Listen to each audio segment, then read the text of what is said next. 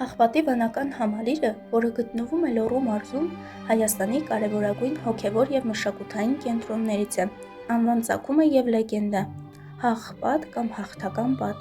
Ըստ ժողովրդական ավանդության, Սանահինի վանքը կառուցող վարպետի որդին վիճում է հոր հետ և առանձին սկսում Հաղպատի կառուցումը։ Տեսնելով որդու կառուցած ամուր պատերը, հայրը բացականչում է՝ Հաղպատ է, իսկական ամուր պատ է։ Գրաբարյան ստուգաբանություն։ Մեկ այլ վարկածով, Հաղպատ նշանակում է հաղպը, այսինքն մեղքը ատել։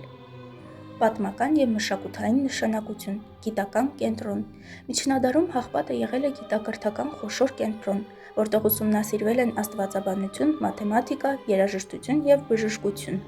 Սայաթ-Նովան Հաղպատում։ Մեծ են երգիչ Սայաթ-Նովան իր կյանքի վերջին տարիներն անցկացրել է այստեղ որպես վանական։ Ըստ ավանդության նա սպանվել է պարսիկների կողմից հենց վանքում 1795 թվականին, երբ հրաժարվել է ուրանալ քրիստոնեությունը։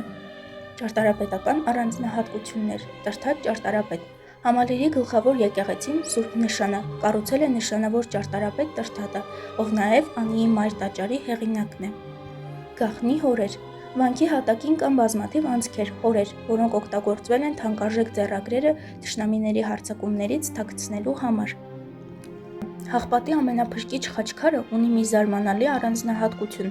Այնտեղ Քրիստոսի պատկերը և շրջակա նախշերը այնքան նուրբ ու ծավալային են արված, որ օրվա տարբեր ժամերին լույսի անկման տակ թվում է, թե պատկերները շարժվում են կամ փոխում իրենց արտահայտությունը։